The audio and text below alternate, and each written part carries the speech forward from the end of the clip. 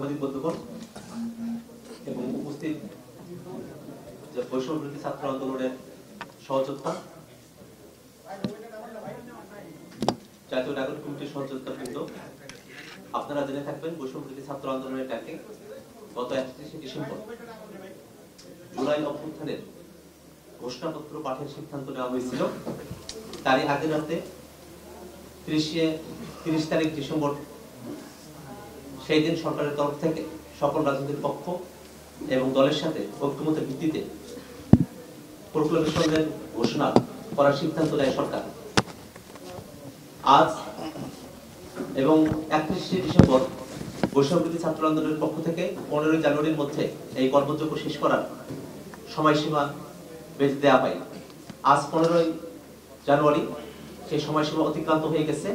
এমন অবস্থায় আমাদের বৈষম্যবিরোধী ছাত্র আন্দোলন এবং জাতীয় নাগরিক কমিটির অবস্থান পরিষ্কার করতে আপনাদেরকে আমরা ইনভাইট করেছি।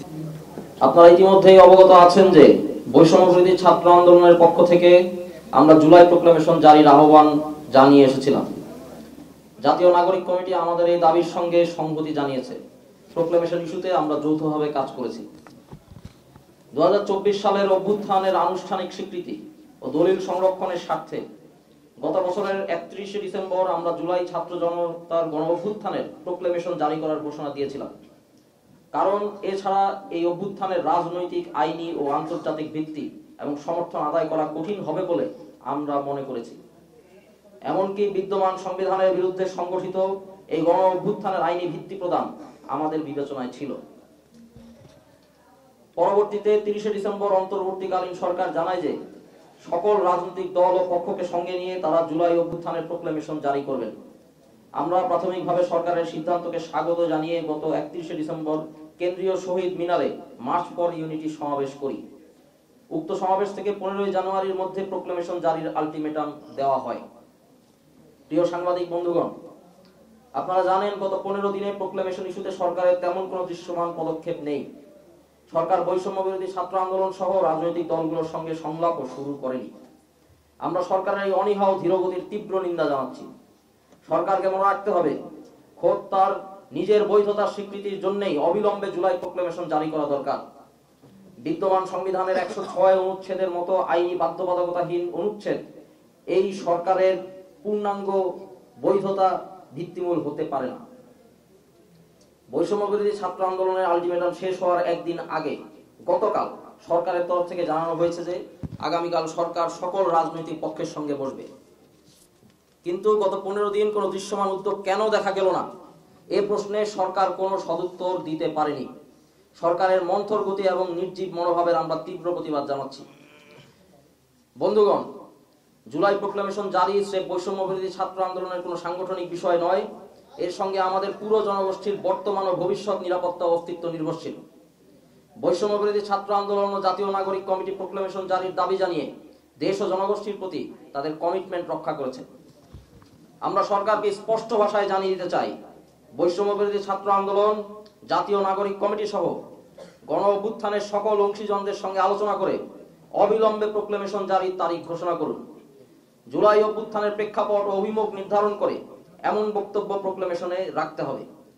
পাশাপাশি এই প্রক্লেমেশন যেন অনাগত সাংবিধানিক ও আইনি ব্যবস্থার ভিত্তি হিসেবে কাজ করে তা নিশ্চিত করতে হবে। রাজনৈতিক দলগুলোর প্রতি আমাদের আহ্বান, আসুন মতপার্থক্য দূরে সরিয়ে রেখে বাংলাদেশ প্রশ্নে আমরা এক হই।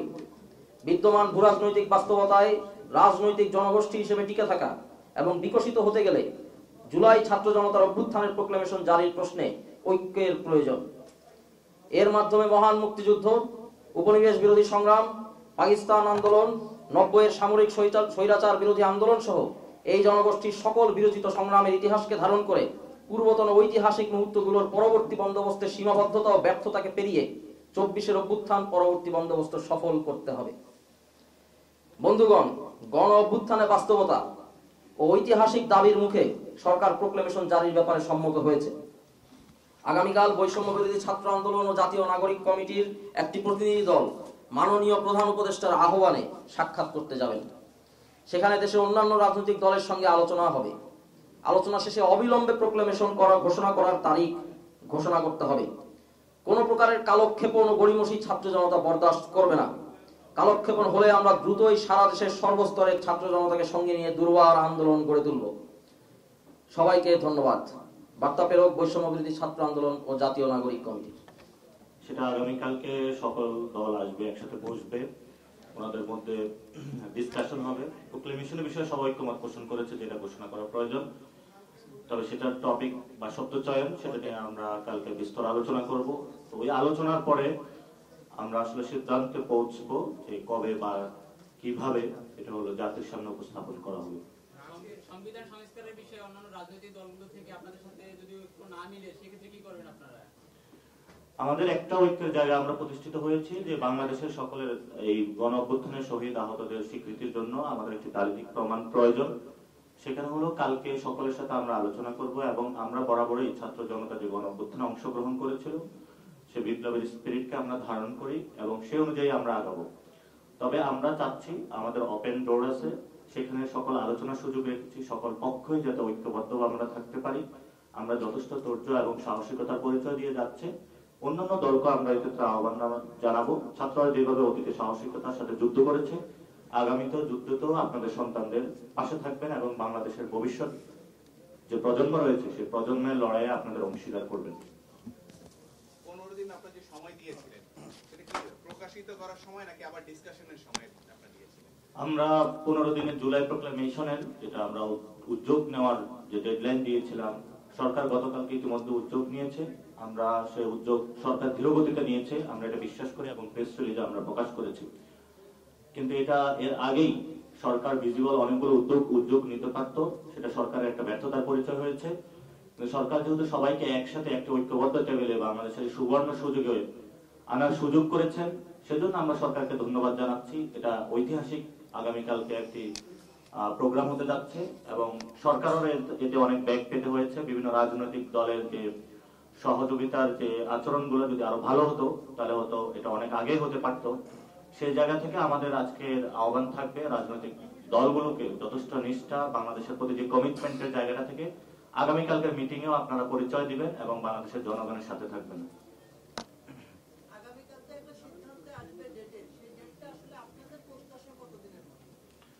আমরা তো অলরেডি বলেছি যে 15 তারিখের মধ্যে সরকার উদ্যোগ গ্রহণ করে এটা প্রকাশ করলে ভালো হতো, কিন্তু সকলকে একসাথে আলোচনা টেবিলে বাংলাদেশে এটা গত 53 বছরের একটি পলিটিক্যাল কালচার, একসাথে বসা, একসাথে আলোচনা করা বা সিদ্ধান্ত নেওয়া, জাতির প্রশ্ন ঐক্যমত পোষণ করা, এগুলো বাংলাদেশের কালচারটা নষ্ট হয়ে গিয়েছে।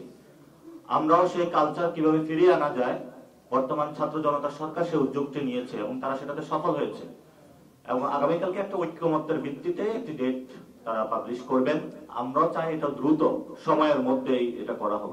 আমরা অলরেডি 31 তারিখ বলেছিলাম, 15 তারিখ গিয়েছে, যেহেতু সবাই এক টেবিলে এসেছে আমরা আশা করি দ্রুত এটা প্রকাশ হবে এবং আমাদের জায়গা থেকে আমরা বলি যত দ্রুত সম্ভব, এটা যদি কালকে সম্ভব অথবা এর পরের দিন, যত দ্রুত সম্ভব এটা করা উচিত। সকল ধরনের প্রস্তুতি কি আপনাদের আছে বা সকল রাজনৈতিক দল কি ইতিমধ্যে নিয়েছে? আবার একটু বলবেন। এটার যে প্রস্তুতিটা সবাই কি নিয়েছে? না, আমরা আমাদের বিভিন্ন রাজনৈতিক দলের কথাবার্তা চলছে, তারা তাদের ফোরামের যে মিটিং গুলো করেছেন তাদেরও প্রস্তুতি রয়েছে, আমাদেরও প্রস্তুতি রয়েছে। আমরা বিভিন্ন পয়েন্ট গুলো নোট করেছি। আমরা জনমানুষের যে ঐতিহাসিক আকাঙ্ক্ষা এবং দায়িত্ব আমাদের উপরে দিয়েছে সেই দায়িত্বের জায়গা থেকে আমরা পর্যালোচনা গুলো রেখেছি এবং আমরা গত 15 দিন মানুষের একদম মফস্বলে, মানুষের চুলা, রান্নার চুলার কাছে গিয়েও কথা বলেছি। তাদের জীবন কিভাবে বিপন্ন হয়েছিল গত 15 বছরে, 53 বছরে, কেন তারা এই আন্দোলনে এসেছিল, সেই ভাষাগুলো আমরা আত্মস্থ করতে পেরেছি। তো এই আত্মস্থ ভাষাগুলো হৃদয়ে ধারণ করে আমরা কালকে সকলের কাছে আহ্বানগুলো পৌঁছে দিব। আজকে মনে হয় উপজাতিদের উপরে একটা হামলা হচ্ছে, সেখানে আপনাদের বৈষম্য বিরোধী একজন নেত্রী ছিলেন, সদস্য ছিলেন। তো এই বিষয়টা আসলে আপনারা কিভাবে দেখছেন বা এটা নিয়ে কোনো ধরনের পদক্ষেপ নেবেন কিনা? আমরা তো আজকে সন্ধ্যায় একটি বিক্ষোভ মিছিল করেছিলাম জাতীয় নাগরিক কমিটি এবং বৈষম্য বিরোধী ছাত্র আন্দোলন শহীদ মিনারে। সেখানে আমরা স্পষ্টত বলেছি বাংলাদেশের এই 24 পরবর্তী কোন সন্ত্রাসী কার্যক্রম চলবে না। যারা রাজপথে রক্ত ঝরাচ্ছে, সন্ত্রাসী কার্যক্রম চালাচ্ছে, তাদেরকে দ্রুত শাস্তির আওতায় আনতে হবে।